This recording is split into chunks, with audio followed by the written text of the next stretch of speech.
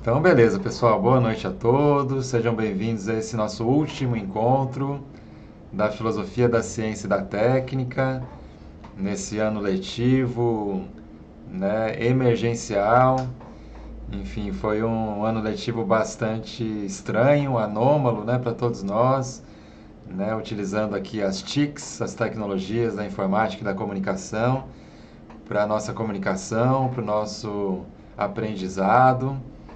E acho que vai ser muito interessante nós encerrarmos essa nossa trajetória juntos, com esse seminário de hoje, né, que José e Levi prepararam a respeito do Alan Turing, né, uma grande figura na história da ciência contemporânea, em especial na computação, né?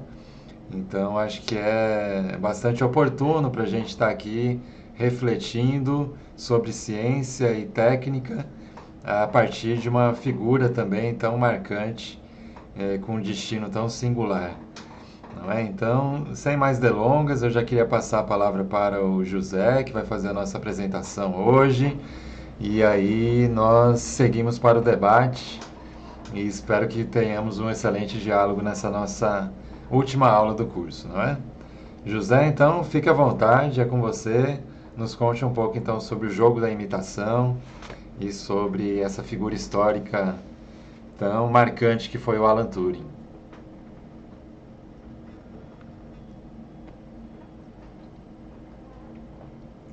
José, o seu microfone ainda está desligado.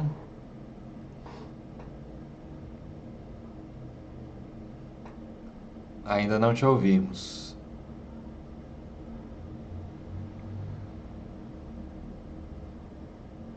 Aqui no Google Meet, ative o seu microfone. Já estamos vendo a sua apresentação. Ok, Beleza? boa noite. O trabalho aqui que nós vamos fazer é sobre o filme O Jogo da Imitação. Esse filme ele foi feito em 2014, agora é recente, né? E ele teve 8 indicações ao Oscar e ganhou de melhor roteiro adaptado. Então, um ótimo filme para essa disciplina, eu achei. Bom, aqui a figura do ator, né? Representando o Alan Turing. Esse é o Benedict Cumberbatch, não sei como já direito o nome, Cumberbatch. Então tem a equipe aqui, eu não coloquei todos os atores, não, coloquei só o ator mais importante do filme, né? Tá aí o diretor e a atriz também importante desse filme, além do Benedict, é a Keira Knightley, né? Ela trabalha muito bem com ele lá no filme, né? Representando Joan, claro, Joan Carter.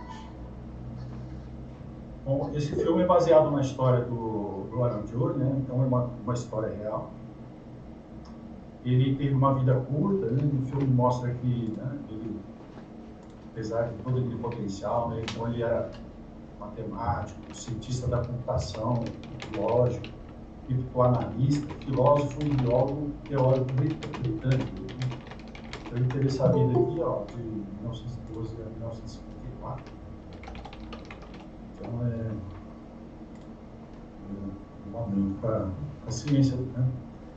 Bom, o filme ele retrata o trabalho decisivo desse cientista aí, né? Que aconteceu no contexto da Segunda Guerra Mundial.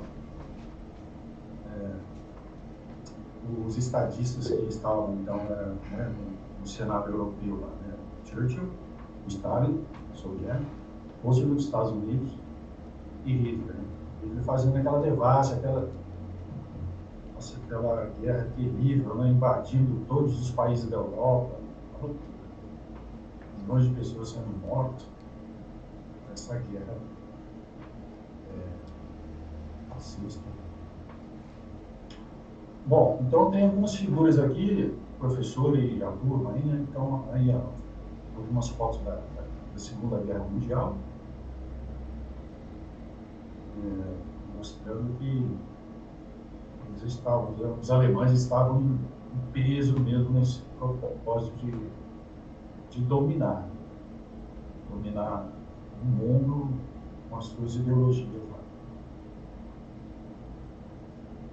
Por causa disso, em 1939, a Inglaterra então ela entra em guerra contra a Alemanha. A Alemanha já estava bombardeando os navios ingleses e tal. Aí o Serviço Secreto de Inteligência, ele monta uma equipe, então ele se propõe a montar uma equipe para trabalhar e decifrar, né, as mensagens criptografadas emitidas pelos alemães. Então, naquela época, os alemães, né, os nazistas, eles emitiam, através do código Morse, né, aquelas mensagens para os alemães que estavam no campo de batalha, né, nos mares, nos territórios, e eles, com aquela mensagem que eles recebiam, né, eles, já sabendo do segredo, eles iam para o local estratégico de guerra e vencendo as batalhas. Então, existia uma máquina alemã chamada Enigma, que era considerado o equipamento, né, o aparelho de melhor encriptador da época, considerado invencível, né, quase que impossível decifrar o segredo dessa máquina. Então, entra em cena o nosso cientista, Alan Turing. Ele se candidata, né, o governo abre lá uma convocação para alguns candidatos para entrar no serviço secreto britânico. E ele vai compor uma equipe. Então. Mas aí tem a cena da entrevista dele com esse comandante, né, da Marinha Real. E nesse momento tem algumas cenas engraçadas, porque esse comandante aqui não acha que ele, o aluno, por não falar alemão, então seria o cara ideal. Mas nesse momento aqui, ó, mais à frente um pouquinho, o Alan Turing ele fala assim que, né, o comandante já tinha chamado aqui o secretário para ele ir embora, ele ia ser dispensado, né, desse trabalho. Então, o Alan Turing fala assim, enigma. Quando ele fala enigma, que é uma informação meio secreta, né, o comandante volta e contrata ele. Ele falou que essa enigma é possível de ser decodificada. Bom, aí nós temos a equipe trabalhando aqui, né? Esse comandante ele é o chefe do serviço secreto britânico aqui. Aqui esses são criptógrafos ou linguistas, né? Eles também estavam tentando, eles queriam decifrar o código alemão. A equipe é montada, é um programa ultra secreto, na missão quebrar o código secreto nazista, que constava nas mensagens de rádio, como eu falei e tal. Eles trabalhavam num local que era uma fábrica de rádio, então aqui dentro funcionava o serviço secreto. Então, assim, todo ataque e batalha eram planejados com antecedência e as mensagens enviadas por rádio, era frequência de rádio, então, os rádios receptores poderiam captar aquele sinal, mas não entendiam, pelo menos os aliados. E segundo a minha equipe, eles falaram que aquelas mensagens, elas, para poder decifrar, elas teriam possibilidade de 159 milhões de combinações, então praticamente impossível. Qual era o desafio deles, então? Era fazer o que o Alan Turing disse que, pelas mãos humanas, seriam 20 milhões de anos para decifrar aqueles milhões de combinações. Eles deveriam fazer em 20 minutos, então era impossível pelos homens, então tinha que ser uma máquina, né? Uma máquina. Alan Turing havia escrito um artigo com o nome do jogo de imitação, no qual ele descreve a viabilidade de uma máquina capaz de decodificar a mensagem. Uma máquina, a precursora do computador. Mas para ele construir essa máquina, ele precisava de dinheiro. Então, no filme, ele consegue o financiamento do governo britânico de 100 mil libras para construir a máquina. E ele chamou de Christopher, que é um amigo dele dentro do colégio. Em homenagem a um amigo dentro do colégio, exatamente. Então, o tamanho da máquina, né? Enorme. Então o filme mostra essa máquina funcionando com as combinações. Mas para ele, tem um lance interessante no filme, que para ele conseguir esse dinheiro, ele teve que mandar uma carta para Churchill. Que era muito dinheiro, e o comandante, aquele comandante lá, não, o comandante da Marinha lá, estava conversando com ele, não queria liberar o dinheiro. Então ele mandou uma carta direto para o primeiro-ministro na época, e consegue essa verba, e o primeiro-ministro coloca ele como chefe da equipe. Então, no filme, a Alan Turing apresenta um comportamento diferente, né? Ele é considerado arrogante pelos colegas, né? Dentro da equipe que ele está trabalhando lá, pelo jeito diferente dele de si, né? Então, tem um momento no filme em que ele, ao invés de trabalhar com a equipe, tentando decifrar manualmente, né, os códigos, ou o código dali, ele fica montando essa máquina aqui, com dinheiro e tal. E esse outro colega dele, que eu não me lembro o nome aqui, então é importante também no filme, ele agride, aí está um momento de tensão, né? Agride lá e tal.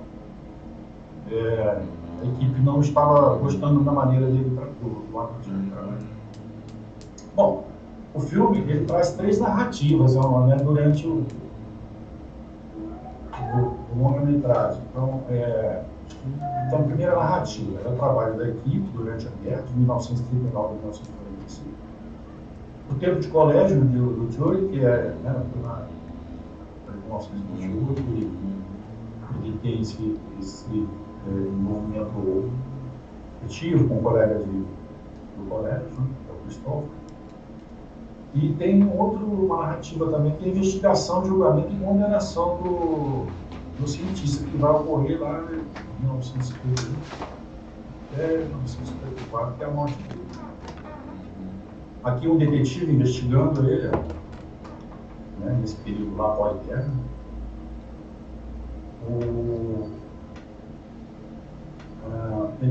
Tem um lance interessante também, que esse comandante aqui, né, esse comandante da Marinha Real, o que acontece?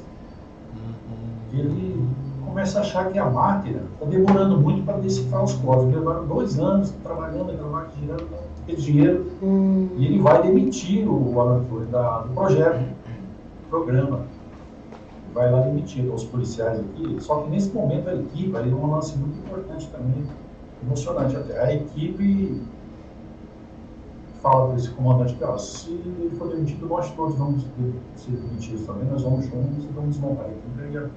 Aí ele resolve deixar o Alan Turing com um projeto aqui avante, né? Naquela narrativa do período que ele estava no colégio, né, ele sofria bullying pelo jeito de ser, ele tinha um toque, né? No momento que ele joga o alimento na cabeça dele, a turma toda aqui e tal. Depois, então mostra também, né, ele conversando com o colega dele, o Christopher, realmente no momento que eles conversam, né, tal, o Christopher sempre me procurou em casa, assim, faltando a palavra, ele procurava valorizar o trabalho dele, como matemático, incentivar o trabalho do colega. Aqui, o Christopher entrega para ele um livro que tem criptografia, para ele como estudar criptografia. Então, foi importante também que com esse livro ele foi estudar, né, e foi desenvolvendo essa capacidade dele.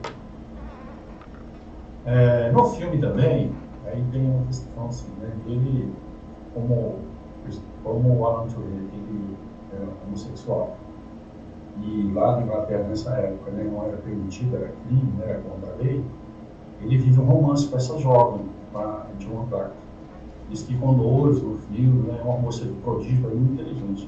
Foi contratada por ele para compor a equipe. Agora, como que ele contratou ela?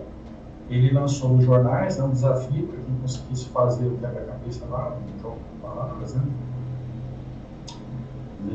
E ela, né, passou no teste lá em primeiro lugar, conseguiu fazer um recorde de 6 minutos, um trabalho difícil. Ela foi contratada e eles ficaram muito amigos mesmo, porque parece que eles se entendiam, né? Eles tinham essa afinidade e tal. Mas tinha um momento que ele fala para ela que ele é homossexual, no caso e tal. Acaba no final terminando esse romance, esse namoro. Bom, o filme também mostra que é uma desconfiança de que Alan Turing teria vazado informações para os soviéticos, como um agente duplo. Né?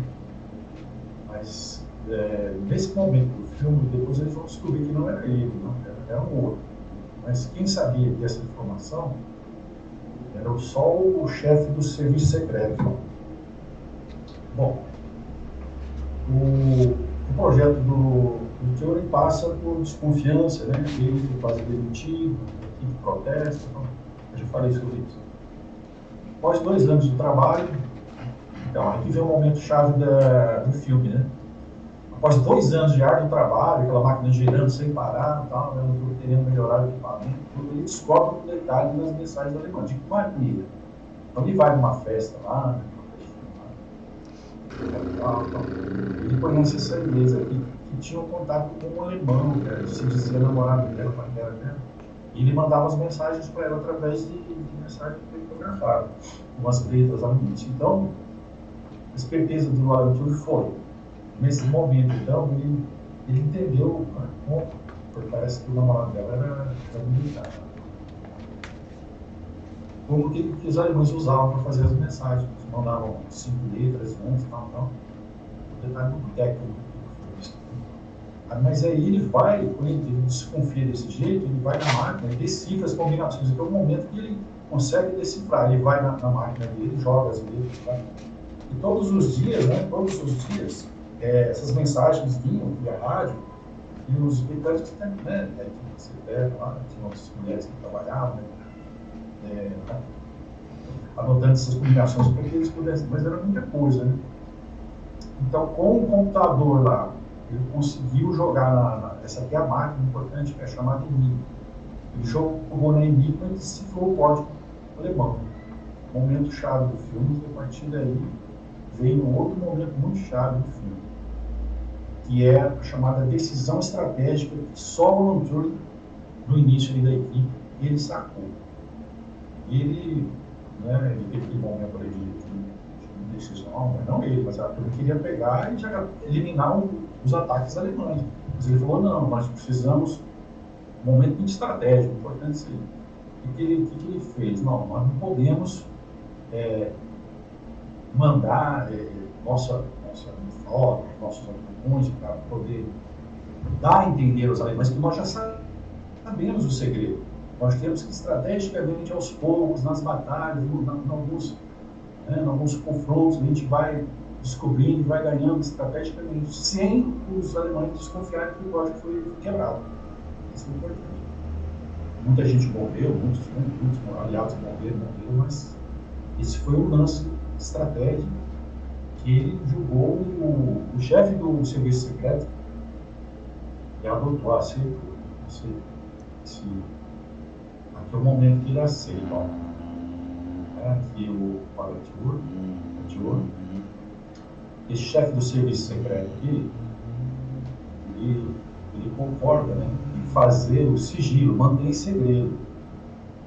Eles vão ganhando as batalhas, os aliados vão ganhando as batalhas, né, e os ataques, né, mas os alemães não desconfiam disso, eles acham que é outra coisa. Mas, na verdade, já estavam decodificando, né, as mensagens que vinham por fora, tal. Isso aí, importante, então, esse momento do filme. Agora aqui, depois o professor Eduardo pode elucidar melhor, mas parece que eu entendi que o Alan Turing aceita participar de uma agente dupla para poder ele mesmo filtrar as mensagens que seriam enviadas para o soviético. E esse chefe do serviço secreto britânico, ele passava filtrava algumas informações para os soviéticos, mas não todas. O primeiro-ministro, Churchill não sabia disso. É um segredo da inteligência mesmo, ultra secreto. Nesse momento do filme eu entendi que o Arthur não tem outro jeito e ele acaba ficando com um agente do passando algumas informações. Tá? Se eu estiver errado, depois o professor fala. Então, assim, ó, por mais de 2 anos de guerra, o Serviço Secreto Britânico informou aos aliados todos os dias sobre os ataques alemães. Então, passavam ao... Então, consta até no filme que a invasão da Normandia, na França, aquele dia D, foi já uma batalha, né, em que eles usaram conhecer os segredos dos alemães. E outras batalhas também.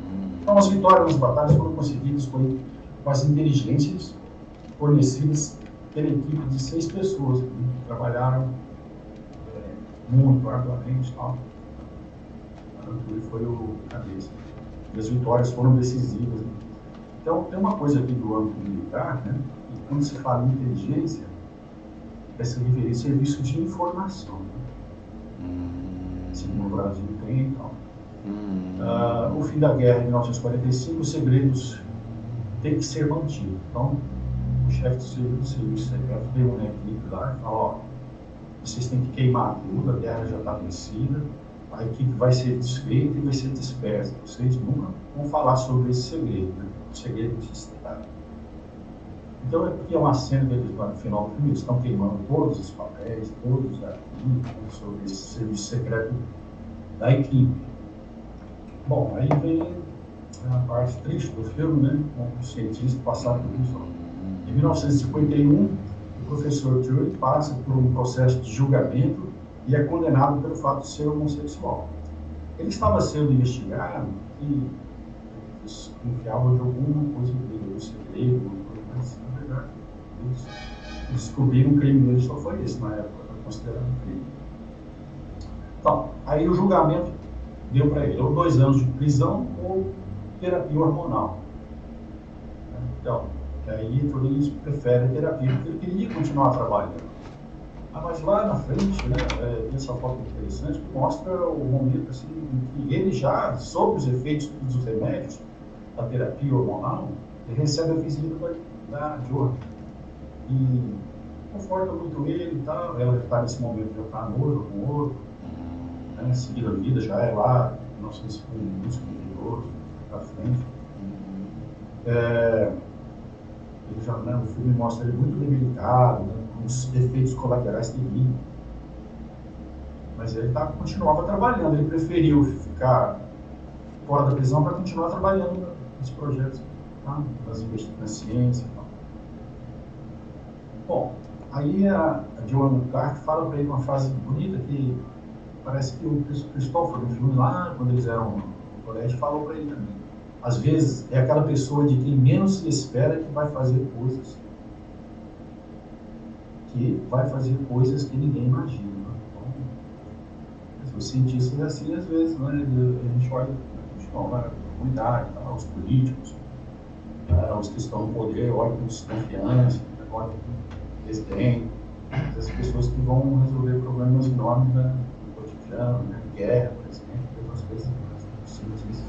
Nós vimos a questão da vacina, que é tão importante para a humanidade. Bom, aí, assim, veio um momento triste, né, do suicídio dele. Ó. Depois de 1 ano de terapia hormonal obrigatória, Alan Turing começa o suicídio aos 27 de junho de 1954. Ele tinha 41 anos de idade. Aí, esses dados que eu tirei do próprio filme, no final do filme faz essas mensagens importantes, para a gente entender o contexto, depois do pós-texto. Entre 1985 e 1967, aproximadamente 49 mil homens homossexuais foram acusados de indecência devido à lei britânica. Em 2013, a rainha, importante isso aqui, ó.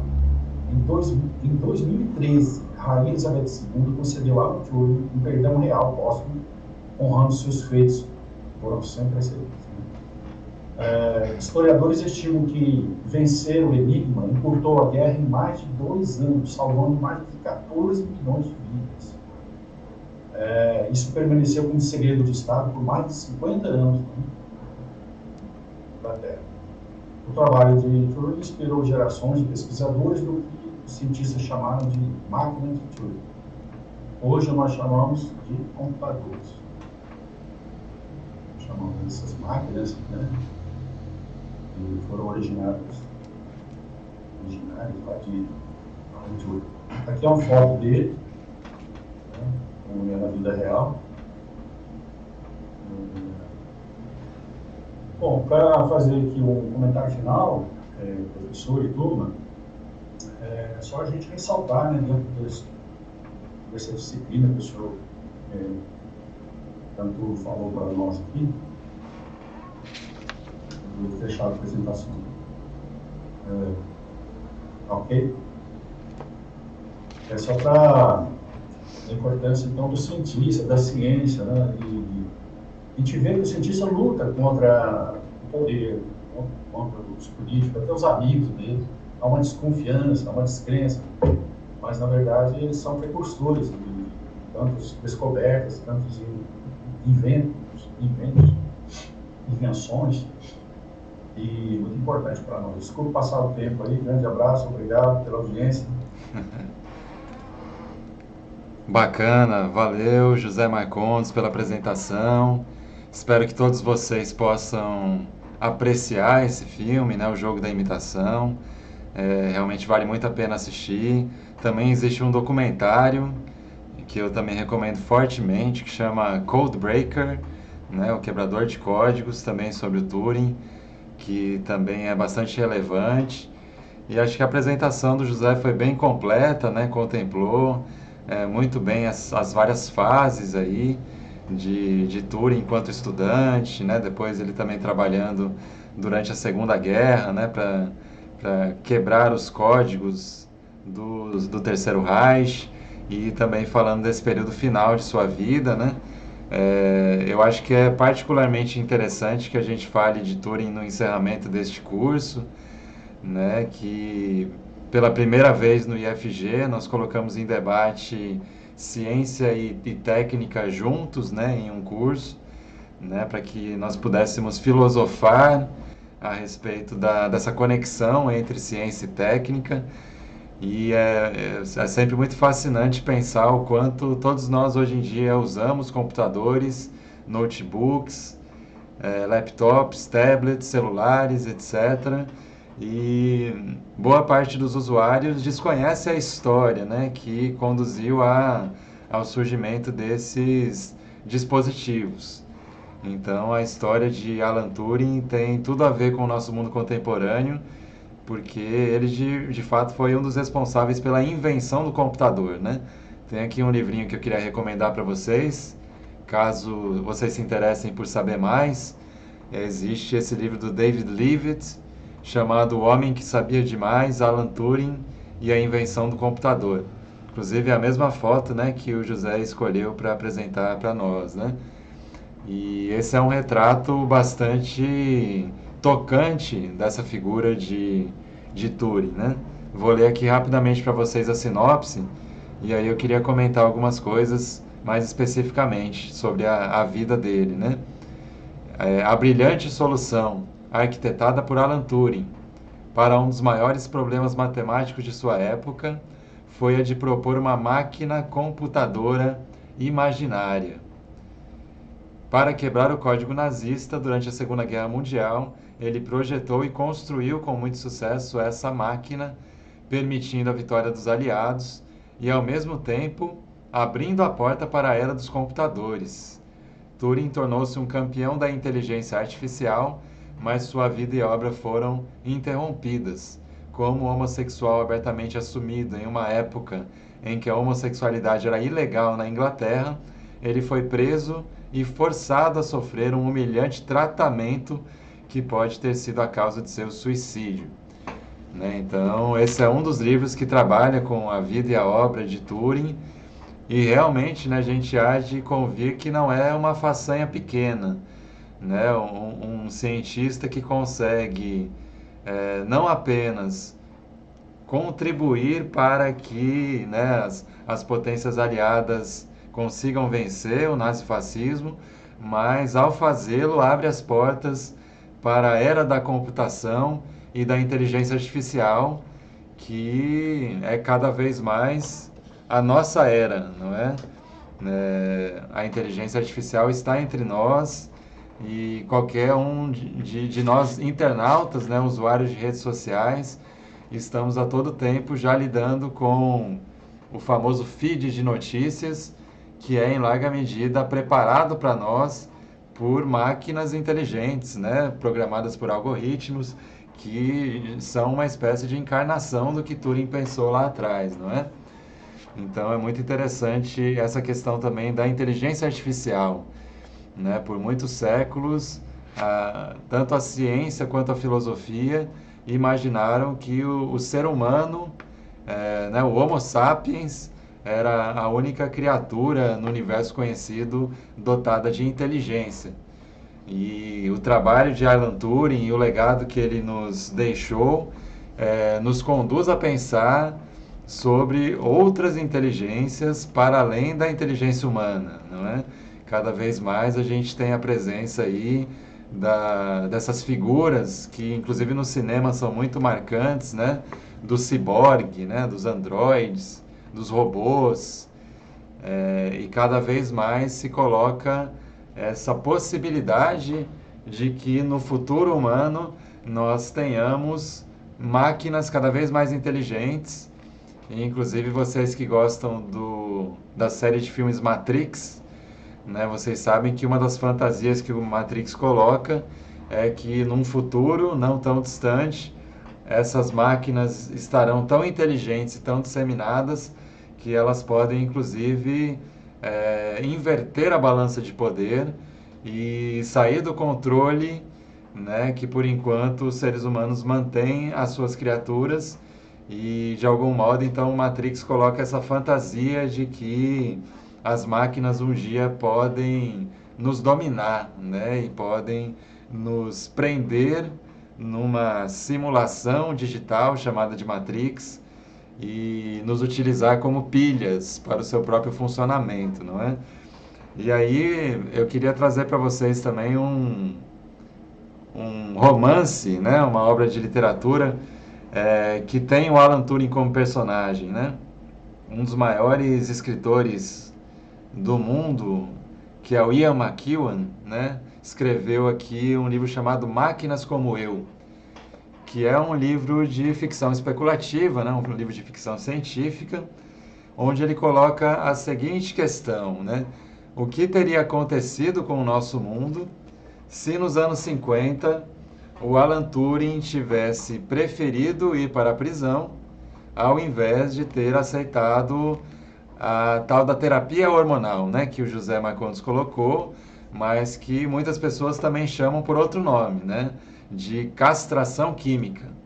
Então, o Ian McEwan ele se pergunta, nesse romance que se passa nos anos 80, o que teria acontecido se o Turing tivesse ficado 2 anos na prisão, tivesse sido libertado e tivesse continuado seu trabalho por 30 anos.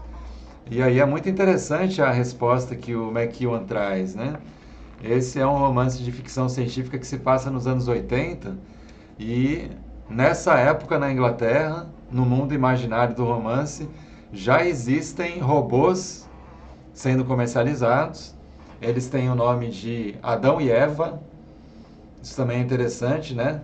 Existe a fabricação massiva de robôs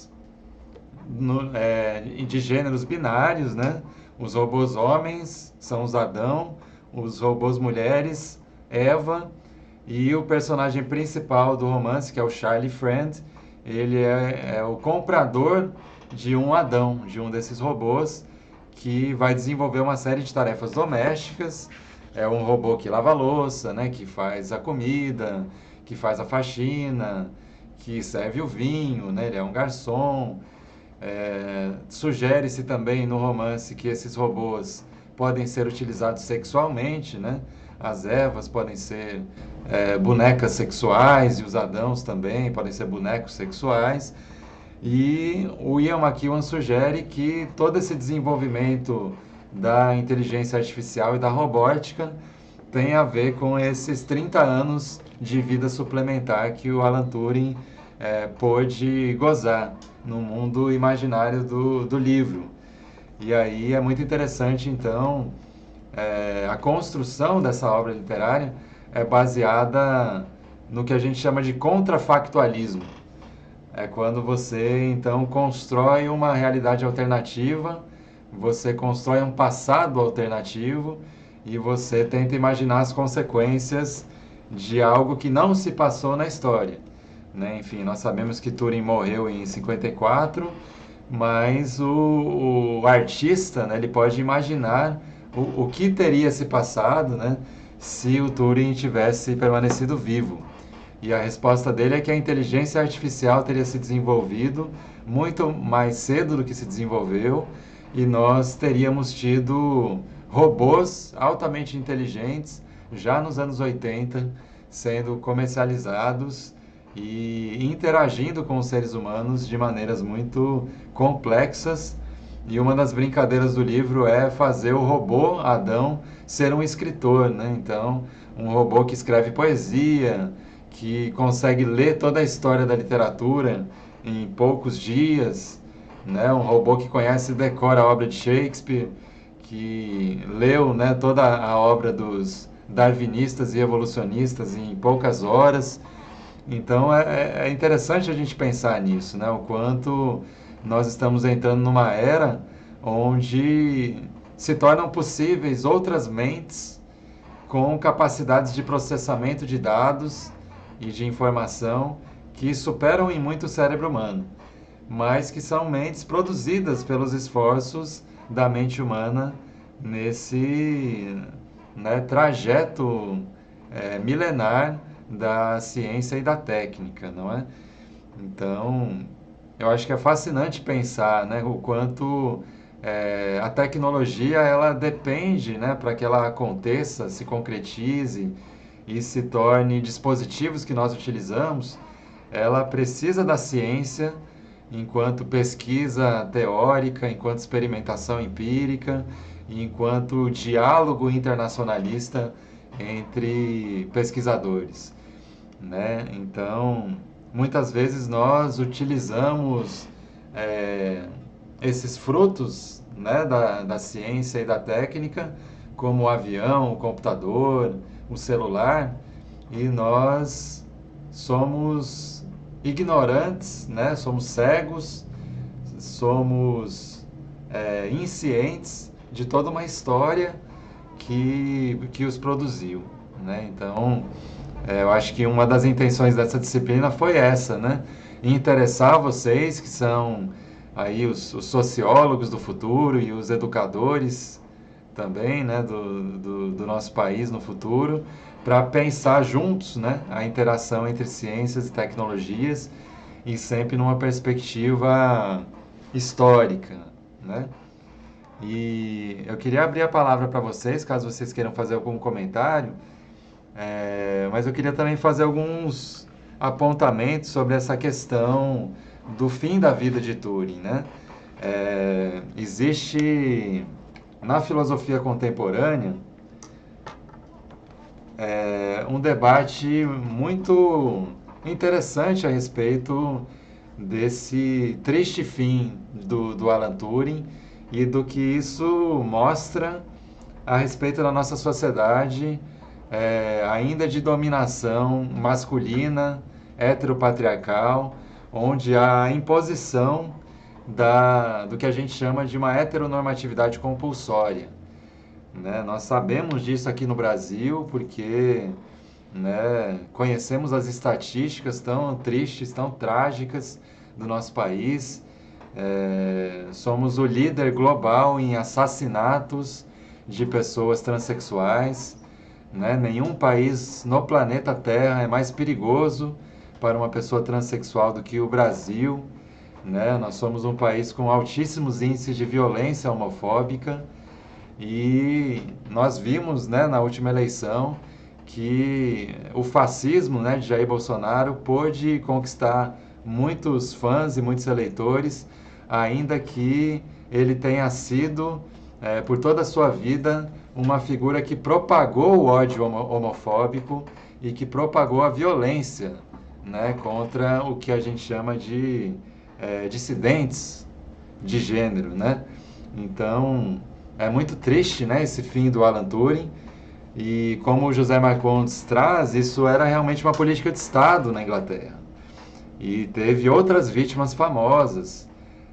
Talvez a principal delas seja um dos maiores escritores que já existiu no Reino Unido, que foi o Oscar Wilde, né? O Oscar Wilde foi um grande romancista, um grande escritor de peças de teatro, um grande poeta, um grande intelectual público, né? Uma figura assim que eu pessoalmente admiro muito.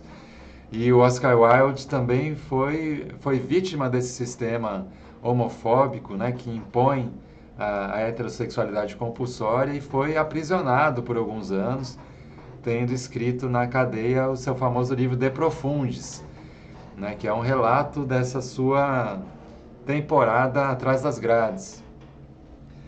Ele é o autor também do romance O Retrato de Dorian Gray. Não sei se vocês conhecem, mas vale muito a pena, né, conhecer.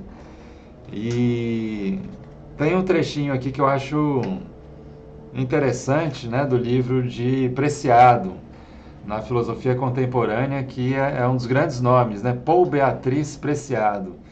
É uma pessoa que nasceu como uma mulher espanhola, que se chamava Beatriz, e que passou por um processo de transexualização e hoje atende pelo nome de Paul Preciado, né? Aqui no livro Testo Junkie, existe uma reflexão sobre a figura do Turing. Vou ler um trechinho. Se explorarmos a história política da tecnologia de castração química, veremos que foi usada nos anos 50 no tratamento repressivo da homossexualidade masculina. Foi o tipo de terapia aplicada pela justiça a Alan Turing, um dos inventores da ciência computacional. Acusado de homossexualidade, indecência grave e perversão sexual, ele foi obrigado a se submeter a um programa de terapia hormonal. Uma prova de certa confusão científica é o fato de que o mesmo fármaco faz parte de atuais experimentos com a chamada bomba gay, um composto hormonal com o qual o exército norte-americano pretende transformar seus inimigos em homossexuais. Na obra da Judith Butler, ela também fala sobre esse caso. Então, vejam só que coisa assim complexa é a ciência, né? Porque o próprio Alan Turing passar por uma terapia hormonal ou por uma castração química só é possível pelo desenvolvimento científico que descobriu os hormônios sexuais, né, que através de uma investigação profunda sobre os organismos pôde descobrir a testosterona, o estrogênio e tudo mais. A própria ciência pôde, em certo momento do seu desenrolar histórico, né, ter a capacidade de injetar esses hormônios nos seres humanos. Hoje em dia isso está popularizado de algum modo, né? É sem precedentes a quantidade de operações de transexualização ou de redesign de gênero que estão acontecendo mundo afora. Isso coloca também todo um desafio ético-político, né, para a nossa sociedade, como lidar com pessoas que expressam sexo e gênero por modelos não binários, né? Nós ainda estamos, em larga medida, em uma sociedade tradicional, conservadora, que pensa no paradigma de Adão e Eva, né? Que pensa no paradigma binário, masculino e feminino, homossexual e heterossexual.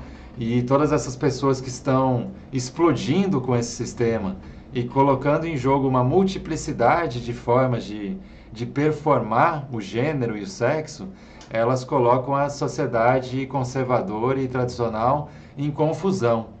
E é nessa onda que figuras como Bolsonaro também ascendem, né? Crescem ao prometer que eles vão acabar com essa perversão e eles vão manter os valores tradicionais da família tradicional brasileira, onde todas as relações sexuais e afetivas são heterossexuais, consagradas pelo matrimônio e devotadas à reprodução, né? Esse velho modelo.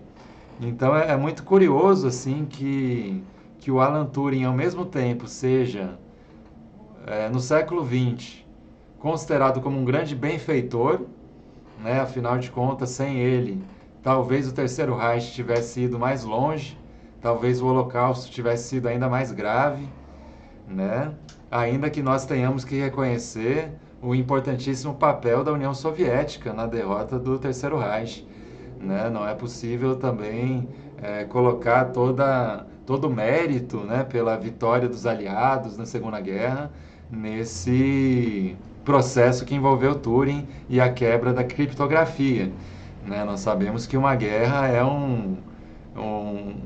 uma realidade, né, trágica, onde de fato a força bélica tem um grande papel, não é?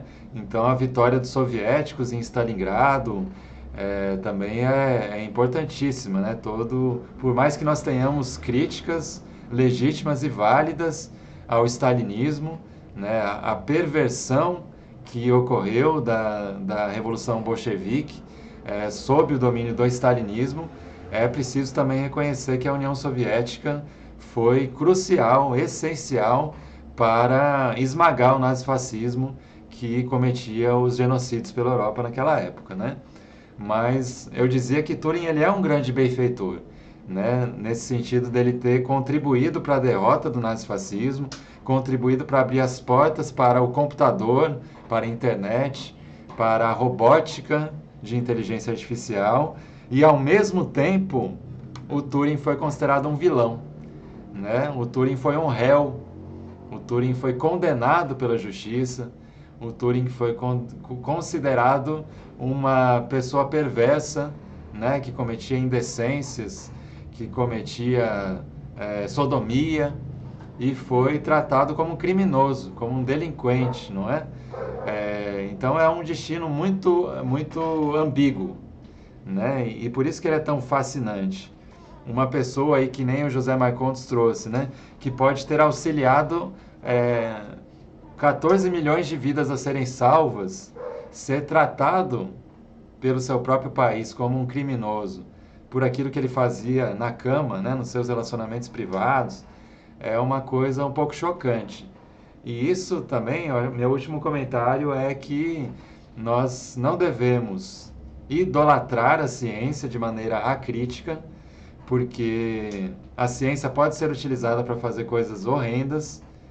Aquilo que foi feito com o Alan Turing, a imposição forçosa de uma castração química com a injeção de estrogênio, isso foi uma violência baseada na ciência e na técnica, não é? O próprio, né, aparato imperial da Inglaterra, historicamente, foi responsável por muitos horrores, né? Horrores equivalentes àqueles que o Terceiro Reich cometeu. Se vocês forem ver o que foi o imperialismo britânico, o que foi a colonização da Índia, o que foi a colonização da África do Sul, né? Enfim, é uma história de horrores também cometida pelo Império Britânico nas suas colônias. E vejam então o que o Império Britânico faz com um dos seus súditos, um dos caras que mais auxiliou o Império Britânico a conseguir vencer a guerra. Ele é tratado como um pária, porque o Império Britânico se baseia em valores tradicionais, religiosos, teocráticos, onde a homossexualidade de um de seus súditos é considerada um crime a ser penalizado, né? Então, é um destino muito interessante, muito ambíguo, e que também nos leva a questionar a ciência, não é? Questionar a técnica. Eles não são ídolos puros que vão trazer o progresso.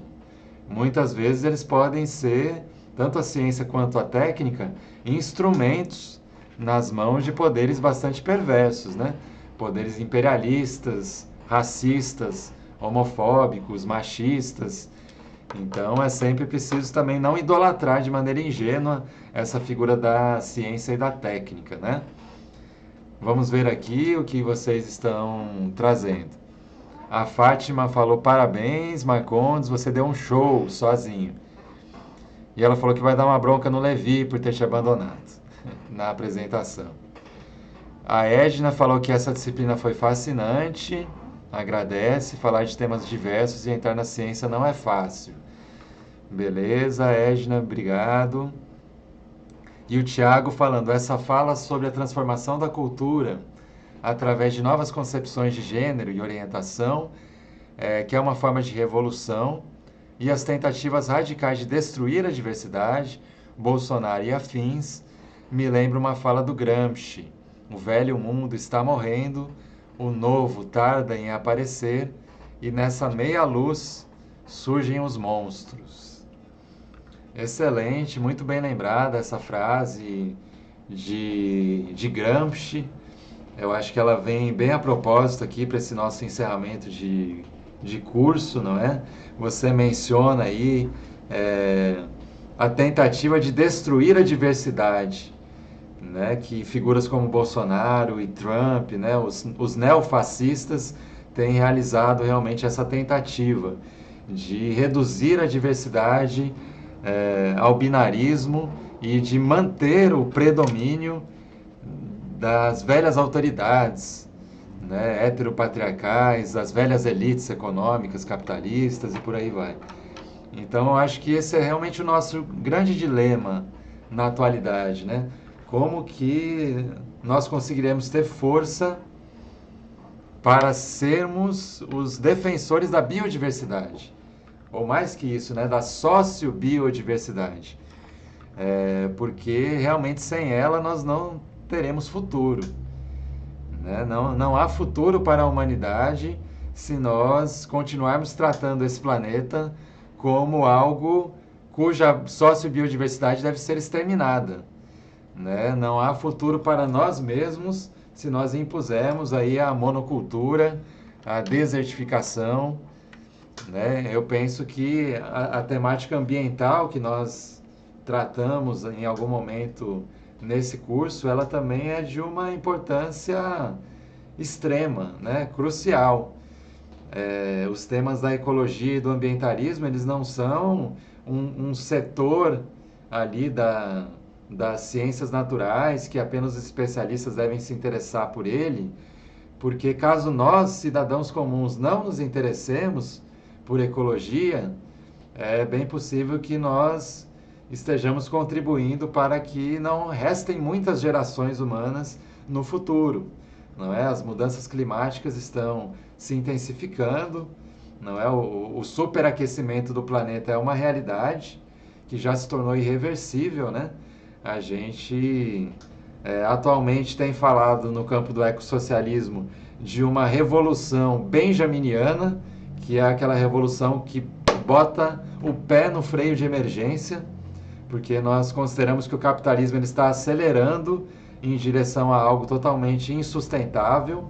Né? O capitalismo continua poluindo a atmosfera e os recursos hídricos de maneira enlouquecida, continua aí queimando combustíveis fósseis, derrubando florestas, né? Querendo transformar a Amazônia em pasto cheio de boi.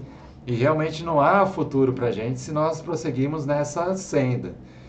Então, é preciso pensar criticamente sobre ciência e tecnologia, também no aspecto da crise socioambiental que a gente vive. Né? Será que nós não precisamos também ouvir outras vozes, as vozes ameríndias, por exemplo, né? Que nos dizem sobre o impacto negativo também que essa ciência ocidental, capitalista, extrativista tem causado no planeta. Né? Enquanto a ciência e a técnica forem colocadas a serviço do capitalismo para extrair minérios, para extrair petróleo, para derrubar florestas, para criar grandes indústrias, matadouros, onde se fabrica carne, tudo isso vai gerar um processo que não oferece futuro para a humanidade nesse planeta. Né? Então é muito importante isso que o Tiago traz, né? Essa noção de que um velho mundo está morrendo, esse capitalismo industrial extrativista, ele está em agonia, né? Ele está em colapso, mas pode ser que essa agonia e esse colapso durem muito tempo. E aí nós temos a noção de uma revolução necessária, né? Que é, tem a ver com esse novo que tem tardado em aparecer. Nós acho que estamos realmente nessa meia-luz onde surgem os monstros, né? Nós temos um sistema capitalista que está em crise, né? Ele só consegue produzir injustiça social, só consegue produzir desequilíbrio ecossistêmico e tem produzido desde a Revolução Industrial o aumento progressivo dos gases que esquentam o planeta e que causam tanta catástrofe e, ao mesmo tempo, a novidade que poderia vir aí com o ecossocialismo ou com os movimentos feministas, ele tarda em aparecer. E nessa meia-luz, nessa penumbra, começam a proliferar os monstros do fascismo, né? Que o fascismo, na verdade, ele sempre esteve entre nós nesses últimos séculos. Mesmo antes de Hitler e Mussolini, já houve um fascismo do imperialismo, né? A maneira como o próprio imperialismo anglo-saxão tratou com os povos indígenas da América foi profundamente fascista, né? O genocídio das populações indígenas pelo imperialismo também foi um ato que a gente pode chamar de etnocídio fascista. E nós vemos hoje no Brasil, nos Estados Unidos, isso, né? Figuras como Bolsonaro e como Trump que se conectam a uma tradicional família de fascismos que vem se modificando e que agora entrou na era do WhatsApp, né? Que entrou na era do fake news digitalizado e espalhado aí pelas redes. Como é que vamos combater isso? Acredito que é com muito pensamento crítico, com muita educação pública, gratuita e de qualidade, e com processos como esses que a gente tem feito, né? De cidadãos que debatem, que buscam conhecimento e que valorizam a ciência e a técnica, né? Afinal, sem elas não teríamos vacinas, por exemplo, mas que também estão alertas, né? E que estão com o senso crítico ligado diante também dos perigos que existem nesse processo técnico-científico da humanidade. Então, por isso eu penso, enquanto filósofo, que a ética continua sendo indispensável. É impossível reduzir a ciência a um empreendimento que o pessoal das ciências exatas vai se ocupar disso, né? Nós precisamos de filósofos porque a questão dos valores, das virtudes e da ética continua sendo essencial, né? E a gente pode fazer um juízo ético negativo, inclusive dos atos de certos cientistas, né? Os cientistas não estão para além do bem e do mal, mas eles também podem ser julgados a partir de suas condutas éticas e políticas, não é? Então, eu acho que o destino do Turing é muito interessante para que nós pensemos sobre isso. A maneira como ele foi celebrado por alguns cientistas como um grande benfeitor, né? Como uma figura importantíssima, como um precursor de uma nova era da computação e da informática, e enquanto outros cientistas puderam considerá-lo como um pária, como um criminoso, como alguém a ser escorraçado pela sua sexualidade. Queria terminar o nosso curso falando sobre a maçã, não é? O José não mencionou, mas o suicídio de Alan Turing foi através do consumo de uma maçã envenenada com cianureto. E esse é um símbolo muito profundo, né? A gente não tem tempo, mas a gente poderia ter uma aula inteira sobre a maçã. A maçã, no Gênesis bíblico, é o fruto proibido, não é? É aquela fruta que Eva decide consumir depois de ser convencida pela serpente, não é? E é aquela fruta que depois ocasionará que Adão e Eva sejam expulsos do Éden por terem comido o fruto do conhecimento do bem e do mal, né? Esse mito aí tão profundo da nossa cultura ele fala algo interessante sobre essa doutrina ou essa ideologia religiosa, né? Sempre me perguntei por que é, uma divindade proibiria as pessoas de irem atrás do conhecimento do bem e do mal. Por que uma punição tão terrível para alguém que quer saber mais? Né? Por que chutar do Éden aqueles que quiseram experimentar essa maçã? Né? E essa maçã na história da ciência tem duas ocasiões em que ela é muito simbólica. Newton, né, se diz que Newton descobriu a lei da gravitação universal descansando debaixo de uma macieira quando caiu em sua cabeça uma maçã que caiu da árvore, né? Então ele teve um momento eureka quando a maçã despenca na cabeça dele, ele fala, uma lei universal faz com que os corpos gravitem e os corpos menos massivos caem em direção aos corpos mais massivos. E, enfim, a mesma maçã que está no mito judaico-cristão de criação do universo, ele se torna uma maçã concreta e real que ajuda um cientista a conhecer mais sobre uma lei do universo. E alguns séculos depois, a maçã se torna o que Turing escolhe para o seu suicídio, coloca lá um veneno na maçã, devora essa maçã, morre, e aí os heróis da computação como Steve Jobs, o fundador da Apple, depois vão homenageá-lo com o nome da empresa e inclusive com a maçã colorida lá da Apple, homenagem ao movimento LGBTQ e o Steve Jobs. Como? Uma mordida do lado da maçã. Uma mordidinha no lado da maçã e deu em tudo isso, expulsos do paraíso. A Bíblia não menciona a palavra maçã, ela me corrigiu a Fátima, e sim o fruto proibido. Beleza. Na cultura popular acabou ficando a maçã do pecado. Sim, a Bíblia não menciona a palavra maçã, né? Mas simbolicamente, né, todos usam a maçã como fruto, né? Nós conhecemos, né, como a maçã. E tem também a historinha da Branca de Neve, que também foi envenenada com a maçã. Muito bem lembrado. Mesmo, não é? Exatamente, e muito bem lembrado porque o Turing gostava de Branca de Neve e os Sete Anões e dizem que ele escolheu se suicidar dessa forma também por isso. Vejam só, né? Então, provavelmente ele foi inspirado, né?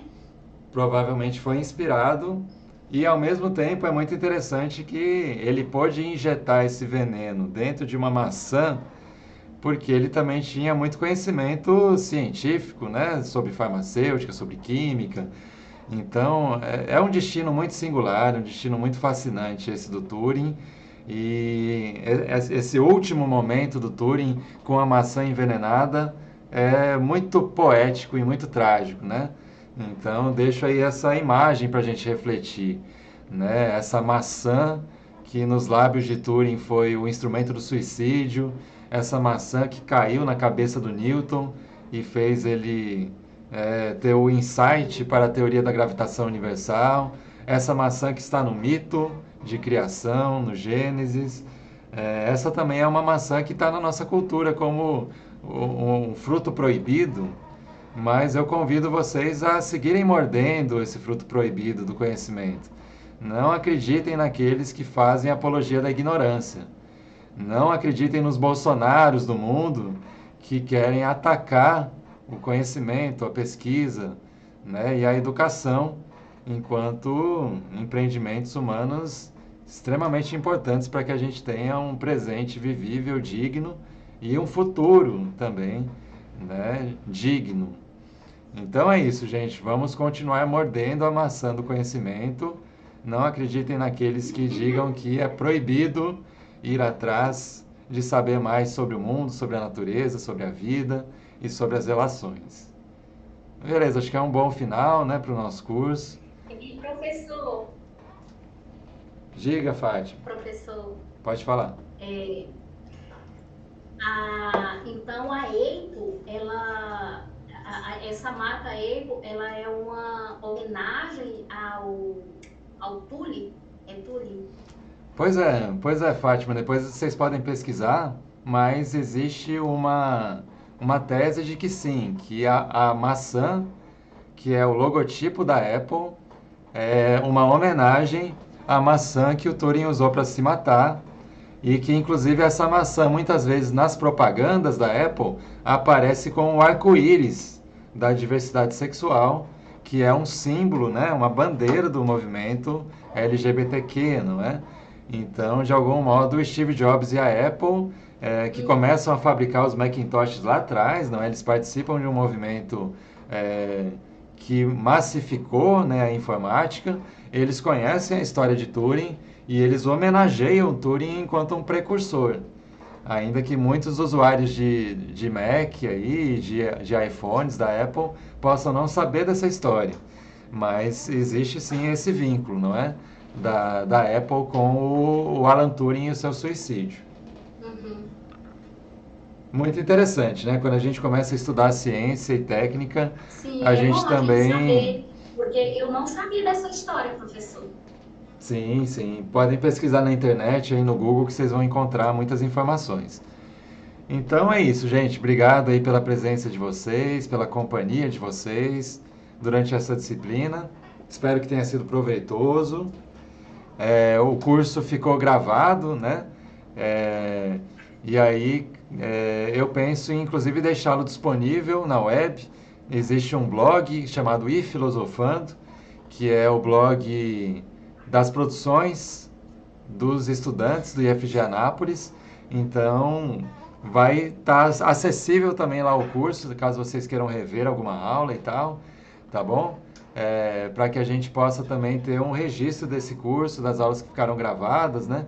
Agora o Google nem mais nos permite gravar essas reuniões, mas enquanto ele nos permitiu, nós gravamos o curso durante a pandemia, fica como um retrato histórico também do que no IFG nós, professores e estudantes, pudemos fazer nesse momento de crise humanitária, nesse momento de crise econômica, política, ambiental, agravada pelo desgoverno genocida de Bolsonaro.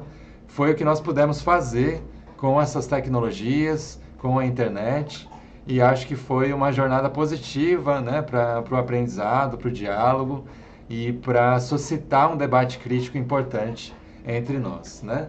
Então espero que vocês tenham gostado. Vocês são a primeira turma do IFG que nessa nova matriz pôde frequentar a filosofia da ciência e da técnica. Então vocês foram as cobaias aqui, né? As cobaias de um professor que nunca tinha dado essa disciplina também.